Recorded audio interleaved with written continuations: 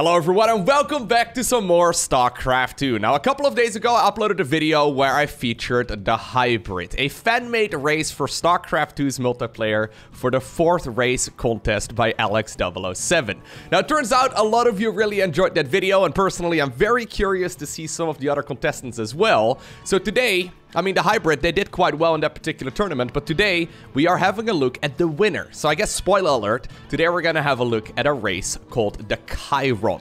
This is entirely fan-made, it's not official, but you can play them on the European server if you make a custom game with a mod. Anyways, so first off, spawning here in the bottom left-hand corner, we have none other than Alex UA, of course Alex007.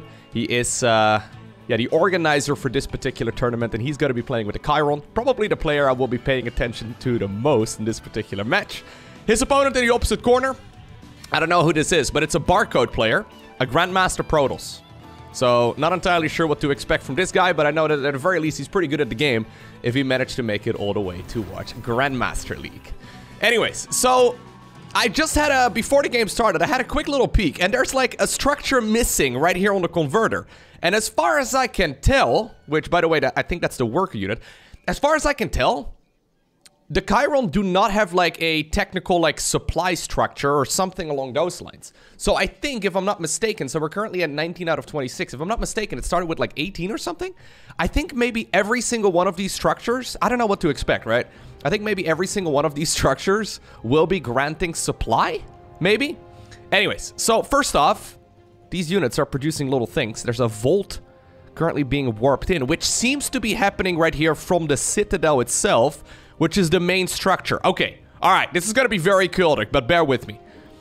They can make a Citadel, 400 minerals, a formulator shaped over a Vespian gas to allow harvesting of Vespian gas, but the primary structure is used to create all Chiron units and receive gathered resources. Okay, so the Citadel itself is making these little vaults. Those are super cute.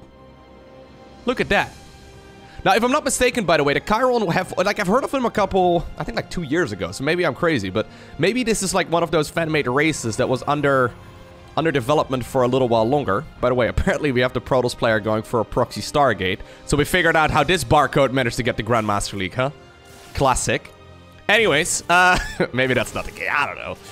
Anyway, so there are little ranged units right over here that actually deal a pretty significant amount of damage. The Zealot will be pushed back for the time being, and actually Alex is now going for a proxy of his own, building an Oculus on the other side of the map. I'm gonna pause the game for a minute because I need to read through a couple of things, because this is a little bit overwhelming.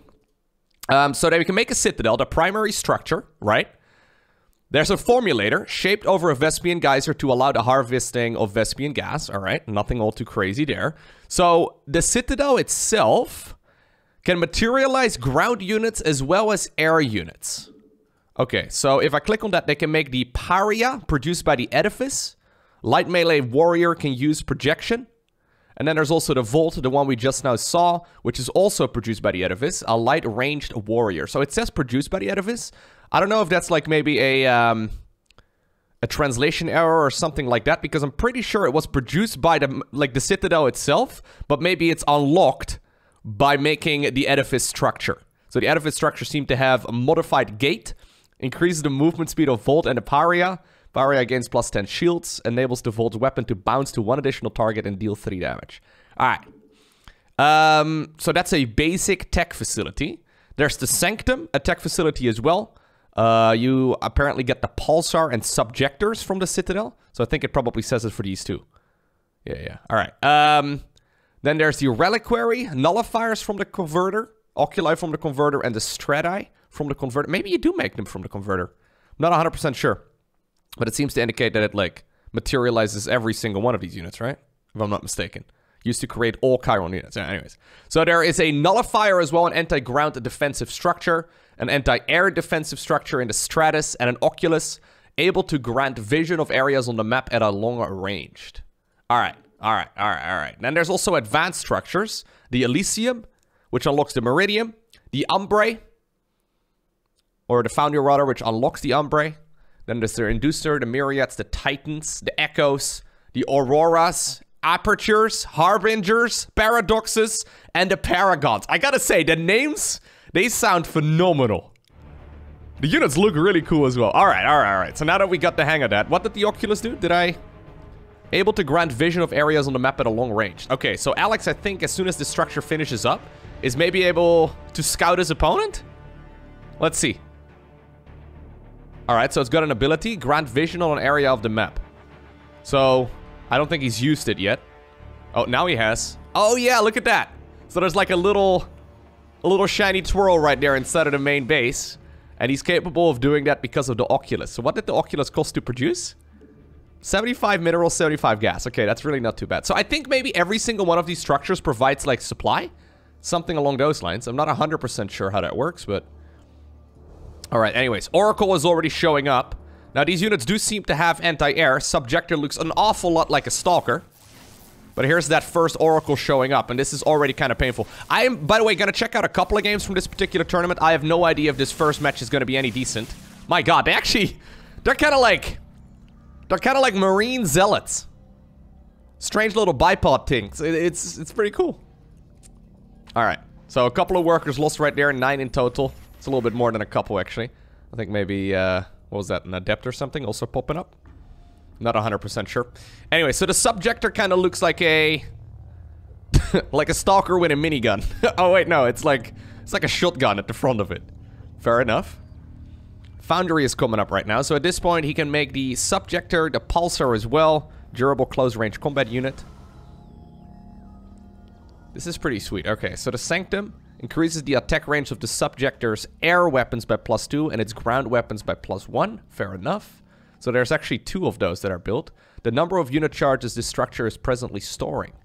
Oh. Okay, so every single one of the structures... Oh, maybe that's what it meant earlier when it said, like, it produces the certain unit.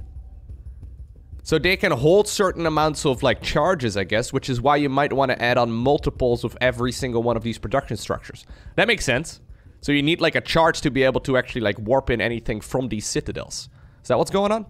Anyways, there's the Pulsars. I gotta say, this feels extremely native to StarCraft. I mean, once again, the Oracles are flying in and they're getting way too much damage done, so maybe this is a bit of a disaster of an example game here. But it does definitely feel like a pretty straightforward approach so far, right? So, okay, there looks to be a bit of an aggressive push right now.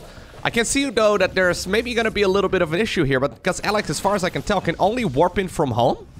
He can only get in reinforcements from home, unless he, like, builds maybe, like, no, that might be a little crazy. If he builds another base on the other side of the map.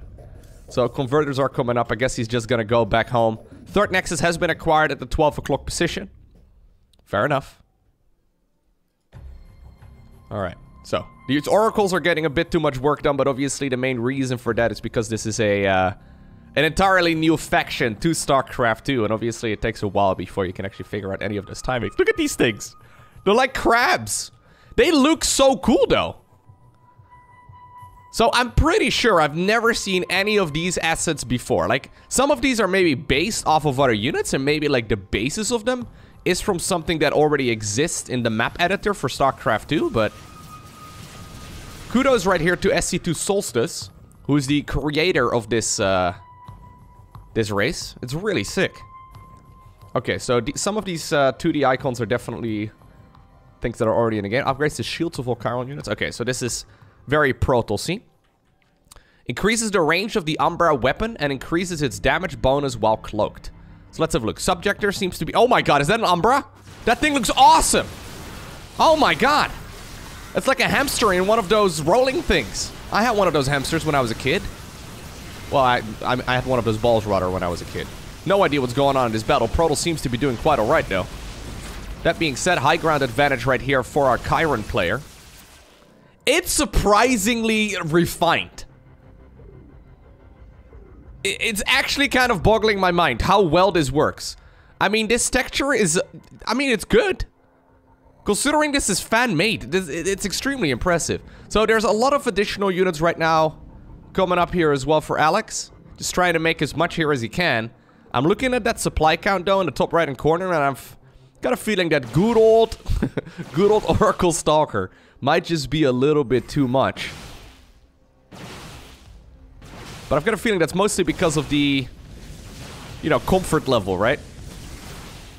I can imagine that Alex is probably staring at a lot of the tooltips as well. And when you're going up against a Grandmaster player, that's a little bit tricky. At the same time, nice little bit of double pronged. Even the cancel animation is perfect. Nice little bit of multi-pronged aggression right there. Protoss is gonna be going back home. The amplified sphere. So can we look at what this thing does? I wouldn't be surprised if there's a hamster in that thing. Maintain cloaking except after attacking. Weapon damage is increased while cloaked. Recloaks after 5 seconds of not attacking. Okay, so it's also got a hold fire ability, which I've always been a big fan of. Really cool. Oracle coming back in. Already 16 kills on that bad boy. Alright, so the subjectors kind of seem like stalkers to me. The Volts, they have an ability called Latent Charge. Enables the Volt's weapon to bounce one additional target, right? And then there's the Pulsar. They can also hold fire, apparently. I don't know if these things are capable of burrowing, but they kind of look like they kind of look like crabs. They kind of look like oversized widow mines. Not 100% sure how they attack. Anyways, at this point, I'm pretty sure there's just way too many stalkers.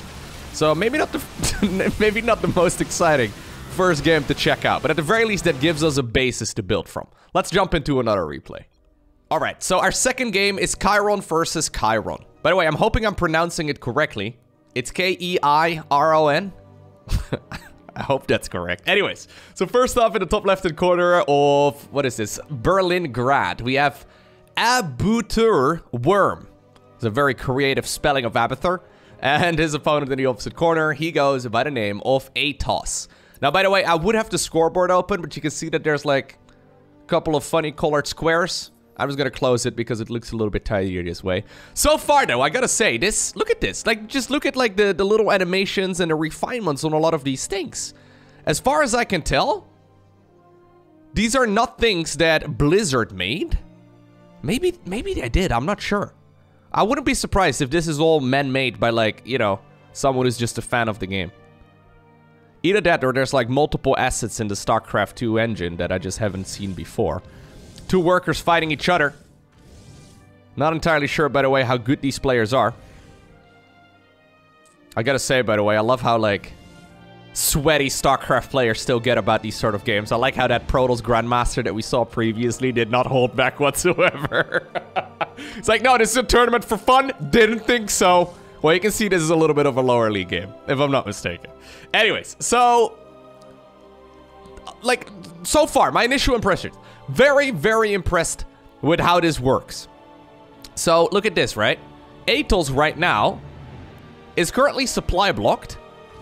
And even though there's no, like, pylons or overlords or supply depots or anything along those lines for him to produce, what he can make are these edifices. And as soon as he finishes one of those, he will get additional supply. I'm assuming we saw the same thing on the other side of the map. Yes. So this thing now holds one charge, the number of unit charges the structure is presently storing rather. And as soon as these structures finish up, then additional supply will be available. It's kind of a cool concept. It's also kind of a noob-friendly concept, right? Because in a way, I mean, hitting a supply block in StarCraft 2 is one of the worst feelings. My god, what is that? Is this... It's like a Murloc meets a Zealot. That was my Murloc impression. How did I do? Anyways, it's got an ability called Projection. Allows the caster to move through other units at increased speed. Cannot attack while faced. Okay, so it sounds kind of like an Adept, but I'm pretty sure it works a little bit differently. So these both hold charges. And I guess it's allowing Atos right here, who seems to have misplaced his Citadel. What? Buddy, what did you just do? Buddy? Maybe this isn't such a high-level game. Doesn't matter. Oh my god, it's fast! What? Okay, it doesn't really have that short of a cooldown either. Oh, I kind of dig that, actually. I think it could have been getting out. Anyways, Butur Worm is gonna go for the... This is accidentally turning into a viewer-submitted game of StarCraft, right? Anyways, Butur Worm right there was blocking his opponent's Expo. But now they're both macroing up. So, these are the earliest units. And I think that these are all unlocked by the Edifice. So we have the Volts that we saw in the previous game as well. And then the Paria. Gotta say, kind of dig them. They're very, very cool. Secondly, there's the Sanctum. So this unlocks the Pulsar. Alright. So the Pulsar... Yeah, those are the crab-like things that we saw earlier. Pretty sure. And it's also got a bunch of upgrades. So I think the upgrades that you can get in each and every one of these individual structures are probably the upgrades. Yeah. That, like, are related to the specific units. So there's 2 more upgrades that require an Elysium. And I'm assuming the Elysium is going to be one of the higher tech structures. Yeah. So this also unlocks Meridians. Okay. So I gotta say, in a way, this is very user-friendly, right? Because one of the problems you run into as a new StarCraft player is that you have to make overlords, supply depots, pylons, that sort of thing, right? Just to make sure you don't hit supply blocks. But in a way, well, that was very aggressive. In a way, this is much more user-friendly because you basically get supply with your production structures. And then, yeah, it's cool. It's very cool. I wouldn't mind it at all if, like, future RTSs do it in this way. Like, this seems like the most convenient way of doing things, where you just get charges, or you know, you can produce out of these structures individually. Like, imagine if a barracks itself already provided supply. Right? Imagine if a hatchery provided... Wait, it does. No, but it's a cool... I don't know. Maybe I'm getting a little bit too excited, but I gotta say, I low-key want to see one of these races added to the multiplayer version of the game, just for fun. That would be one way of freshening up the meta, at the very least. Alright, anyways. So charge is... modified gate is finishing up. Does the same thing, though. Yeah, so there's no pylons or anything along those lines. The Atrium is now being built. It enables inducers from the Citadel and myriads from the Citadel. It's gonna be hard, by the way, to like mass one specific unit with this kind of thing. You're pretty much always gonna get a unit composition, right? So they're actually quite fast. Again, I feel like, just like with the hybrid, that the basis for this is very much so Protoss. Maybe that's just my feeling, I don't know. This is Sanctum. What was the defensive structure called? A nullifier, okay. Ooh, the sound effects there. There's actually a bunch of sound effects missing in these mods that I found. But you can try out these, I asked Alex. You can try out these different mods if you go on the European server and you create like a custom game with a mod. So if you like add, or like if you create a custom game with a mod, you can just search for Keiron, so K-E-I-R-O-N. And you will be able to play with these as well. My god, it's so fast! I kind of dig it! It is way faster than I anticipated when I first heard that, but it kind of works. A myriad. Ooh, look at that! This is so cool. This is honestly Blizzard-like quality. If this is man-made, well, I guess all of it is man-made. But if this is like fan-made, I am extremely impressed. The myriad, by the way, seems to be stuck because it's too thick to leave the base, which is a little bit rough. Myriad must have fewer than 3 elytras. What does an elytra do? Develop any Subterra wings at the Atrium? Alright, you're gonna have to destroy one of your own structures, my man. I've got a feeling that's a very expensive unit. Can we see some of the flying units, by the way? Okay, he is gonna kill one of them. Oh! Look at that! That's it! They're like little baby interceptors, and they have to, like, I guess be fed or something by the myriad, or they have to, like, recharge over there? I hope we're gonna see some of the flying units as well, because that sounds really cool. Increases the movement speed by the, Alright, alright. Look at this. What are we watching? Okay, myriad, very strong. Yeah, myriad OP. Blizzard, please. Also, having more stuff is better than having less stuff. My god, the surround! It's a breath of fresh air, isn't it? Anyways, we have an upgrade coming up right now called Convergence. Allows the Meridians to use the Convergence ability. No. Wait, what unit could use it? The Meridians? Do we have any Meridians? I haven't seen any Meridians. Spellcaster can use Beholder, Lightning Bolt, and Convergence. I hope we're gonna see a Meridian. Is there already a Meridian in his unit composition? I don't think so. It's just 4 of these myriads, and they seem pretty powerful. So he's getting the upgrades for them right now before he's even really using them. My god, there's an inducer. Look at that thing. I am so impressed. They're bouncing back and forth. Those are the attack moves, like static defensive structures. Look at those things. It's working so well. This is far more refined than the hybrid. Balance-wise, obviously, I have no clue what we're looking at. And strategy-wise, it's also very hard to say what's actually going on. Like, I feel like I'm back in 2010, where I first started playing StarCraft 2 myself, and I had no idea what things were. Look at this, man. The inducers are just, like, throwing basketballs back and forth, and it's dealing an awful lot of damage.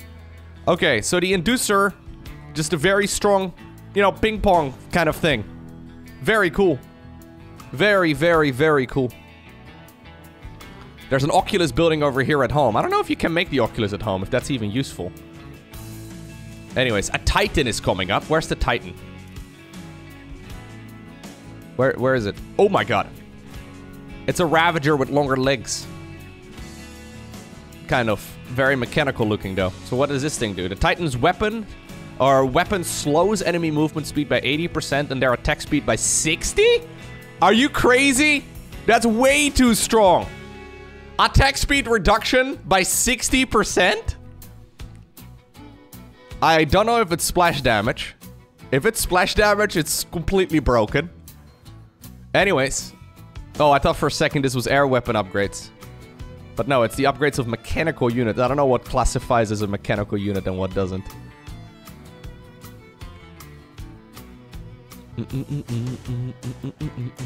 A latent charge. Enables the Volt's weapon to bounce 1 additional target. Alright, so that was the early unit. The very first unit that we saw. Myriad was like, wait a second, those units did quite well. Can we see some flying units? I would love to see some flyers.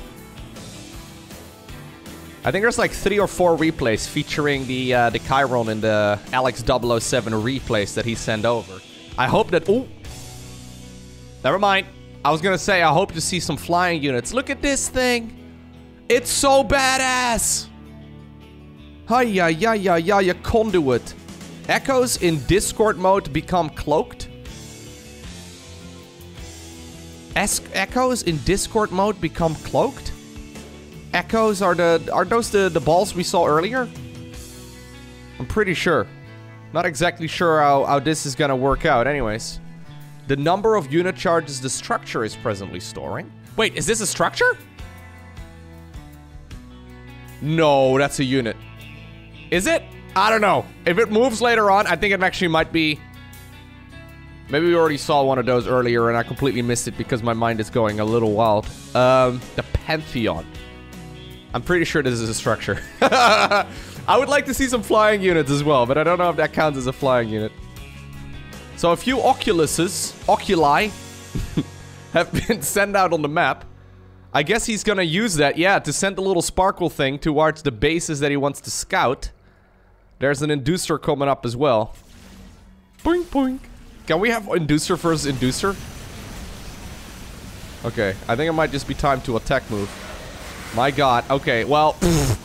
The subjectors, or the myriads rather, those little things they were sending out got absolutely decimated.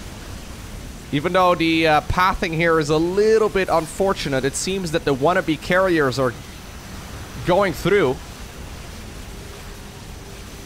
Static defense is seemingly very strong though. 6, 3, 0 kills so far. This one has got 5. I guess a lot of those were the cheaper units. But at this point, I think there might just be a little bit too much for Abathur Worm. Yeah, GG is cold, and there it is. That was so sick. Okay, let's have a look at one more. I want to see one more game. Alrighty. The final game of today is going to be on Glittering Ashes. And it's going to be another Chiron versus Chiron, just because I figured that's probably the best way to get a bit more variety and a little bit more knowledge on this race. So spotting here in the top right-hand corner of Glittering Ashes with the red Chiron... converters. We have Debuff, who on the loading screen had a Master League border, and his opponent, let me try and get this right, okay? His opponent, with the yellow converters from the Chiron, we have Itarossa, who had a Diamond League border on the loading screen. Now, real quick, I did a quick little Google search, and apparently SC2 Solstice indeed did make a lot of custom models, or he, like, mashed together a couple of existing models to create something new. So, yeah, props to him. I'm extremely impressed with how this is playing out so far.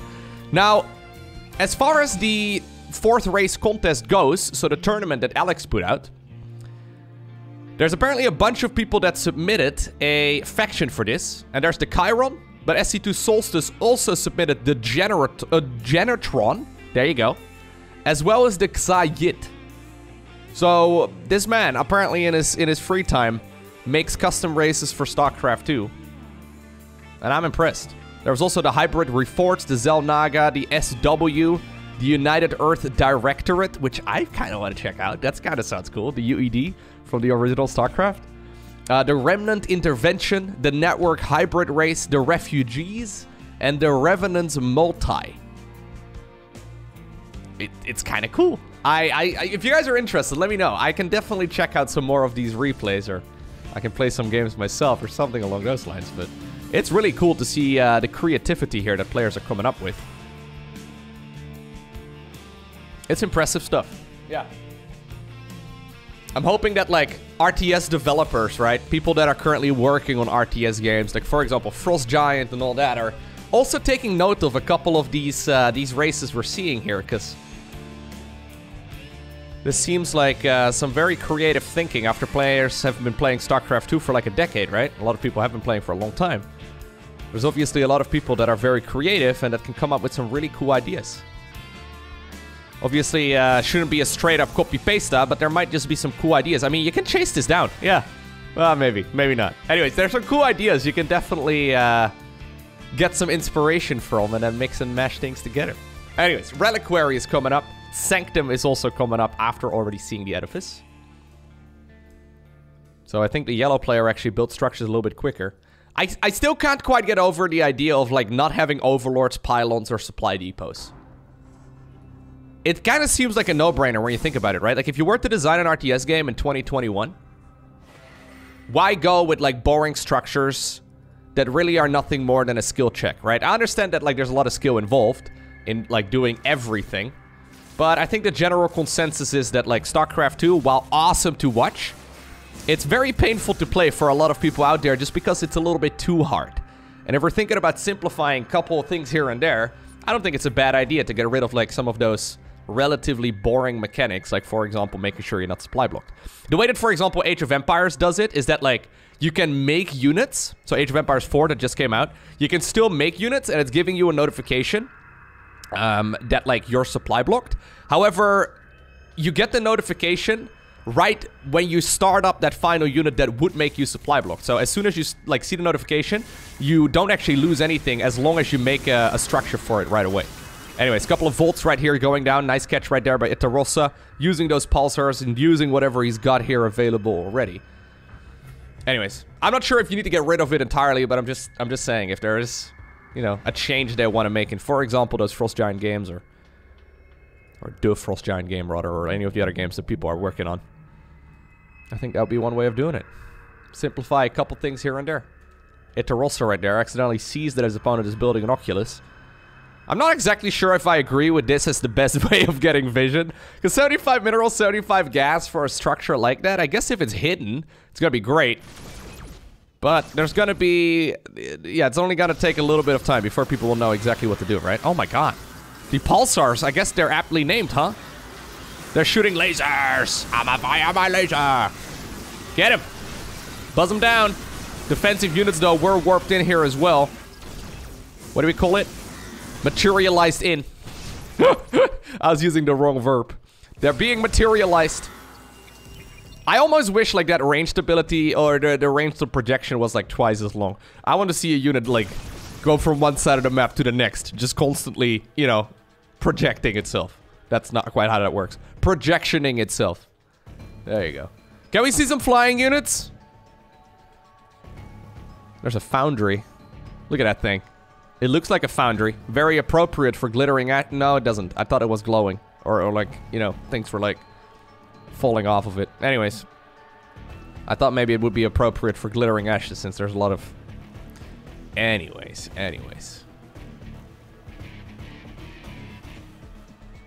I like the base concept of this this race a lot. The units seem very cool too. Increases the attack range of the subjugator's air weapons. So we do have a Sanctum out, so we can make air units. Maybe. There's a Conduit.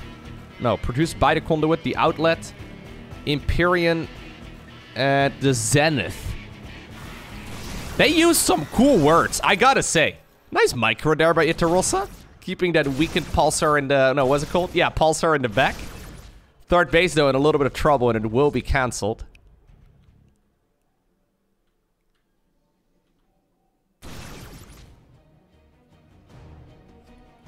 Very cool.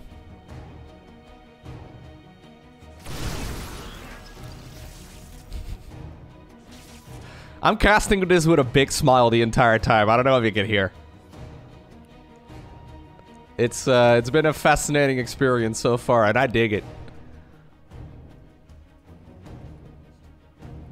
So, with the other race we saw with the hybrid, the air unit seemed a little bit too good. Look, there he is! Wrecking Ball! I came in like... Okay, wait, no.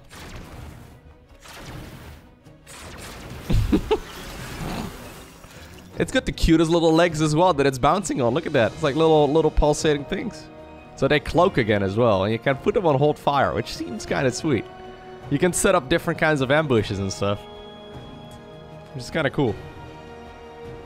The Enthraller Quills. Yeah, so there's a lot of names given even to like all of the different abilities and stuff. Oh, cloaked units, cloaked units! Where are we going? Are we going for a roll-by? Pretty sure we're going for a roll-by. Anyhow, there's a fight happening over here as well. Not entirely sure if this is going to be a fight they want to continuously doing. Debuff is doing the same thing. All of a sudden, though, you have a couple of hamsters in your mineral line. I don't know if he even wants to fight. No, he's just going to spread the units around, go into the main base as well. A little bit of miscontrol there, but I think it's finally time to start engaging some of this. There's one inside of the main base, too. It looks like the two-shot workers. Not bad whatsoever. If they actually roll around or they're out of combat for 5 seconds, I think is what it said. Yeah, they will cloak once again. So the Umbra over there is hiding in the corner, biding its time for now. One leg already hovering above the lava. Oh, alright. Subjectors are coming up. Hey, I'm very curious to hear your thoughts on this down below in the comment section. I know YouTubers ask you that all the time, right? Where they're like, leave a comment, smash like, right? I personally try and not really do that too often, because I think it's obnoxious. But I would like to have some actual conversation in the... Whoa, hello. In the comment section of this video. Let me know what your thoughts on this are. Do you like it? Do you dislike it? I mean, you can be honest. I mean, it's totally fine if you don't like it. Although, I guess if you made it until this point in the video, you probably are at least somewhat interested. Okay, nullifiers are once again coming up. Subjectors are strong, but they seem to fall off a little bit at this stage in the game when the armies get a bit bigger. My god, alright. Yeah, it looks to me like Itarossa is just bulldozing through this. Even though zapping a couple of those units further forward. Although, yeah, fighting up a ramp, not always the best idea. On the back of this, there's also those nullifiers, right? So those nullifiers are pretty good. You know what? Even though that fight looked pretty good here for the player in yellow initially, I'm not 100% sure if I like it.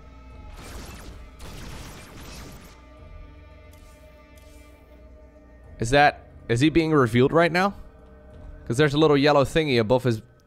Is he revealing his own base? How does this work? Grants vision on the area of the map. Maybe it's like also to see spotted... Or cloaked units, rather? That's probably what it is. Counterattack happening right now. Debuff going for a little bit of an overextension. This already seems like a much more interesting game than the previous one we saw. Or the previous ones we saw. A Conduit is coming up. Basic air tech... Yeah. Okay, so... Yeah. So the Conduit will allow the Echo. So those are flying units. Right, okay. They can use Discord mode, which is where you can voice chat with other Echoes. And, and reverb as well. Interesting.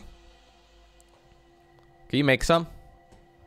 I would like to see some flying units. Did we see flying units in the previous game? I feel like I wouldn't be surprised if there's gonna be like a timestamp in the comment section down below and someone's like, oh my god, 12 minutes and 13 seconds, Lowko asks for the 17th time about air units, and there's one right there on his screen! Please tell me that didn't happen. Please tell me that didn't happen. Please tell me that didn't happen. Look at them. The Paria, dude. I can't get over how cool these units look. The Inducer. So these are mechanical units, I guess. And then the Subjector and the Paria are not. I don't know. Maybe. So these are biological. Yeah. So it says that at the bottom of the screen. Throw the basketballs! Get him in here! At the same time, the Myriad is throwing a myriad of weapons at the opponent. Basketball guys in the back there getting a bunch of work done. Supply-wise, this is still looking surprisingly even. They have a lot of range. Oh my god, they have a lot of range. So you can stutter step like crazy with these things. That's really cool. They also seem to be quite tanky. Yeah, 370 or 275 health here in total. More Paria being warped in. Can we get some flying units? Maybe the flying structures all fly. That would make sense. Like the ones that unlock like flying units. Technical aircraft can use emanator. And there's also the aperture produced by the outlet. What is the outlet? Outlet. Outlet. What? Oh, is that the outlet? Wait, so what is the... Oh, wait, these are two different structures right next to each other. See? Low blind. There it is. There's a reason why there's a low blind emote on Twitch chat. Anyhow, that means we should see flyers. Come on, bro. Make me some flyers. Maybe. There's a Titan in here again. That's that thing that reduces movement speed and attack speed. Pretty good. Yeah, so he's basically revealing his own base. I think the reason why he's revealing his own base is just because the opponent went for that that roll by earlier, right? With the hamsters. Elysium. Is the Elysium, is that the big flying thing? No, that's the Empyrean. And the Paragon. Okay, so this is a capital ship. 7 supply. 450, 350. Produced by the Zenith. But you need to make a Zenith for it as well, which is probably not going to be cheap either. No, this is extremely expensive. So getting one of those units out is... Look at this. Inducers are one of the coolest looking units I've seen in a while. Their attacks are awesome too. I'm not sure exactly about the graphic of the fireball that's being thrown, but my god, does it pack a punch. It's also a very cool concept. Little hit squad over here killing the base.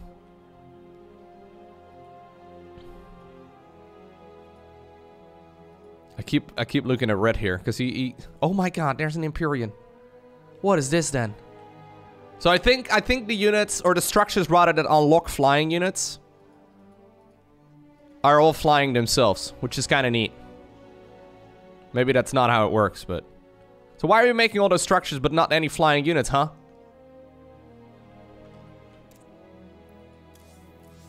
So he doesn't really have much of an army composition, though. It is our player in yellow that's basically getting a little bit of everything. And his army is looking mighty powerful right now, if I'm being honest with you. There's a lot of resources in the bank as well for the player in red. Look at look at the basketballs. That's so strange. I don't know, man. I like it, but I'm also a little conflicted about it all. There's some crazy overkilling going on, though. Pretty sure if you like target with all of these on one unit, you will deal way more damage than you need to kill. I think we're just gonna... Yeah, we're just about to get some flying units, but sadly, the Titan over here is just zapping everything down. We see our player in yellow going just for whatever he can make, whereas the guy in red is just building a very specific comp, and it seems to me that building whatever worked out a little bit better in this particular game than building a specific unit comp.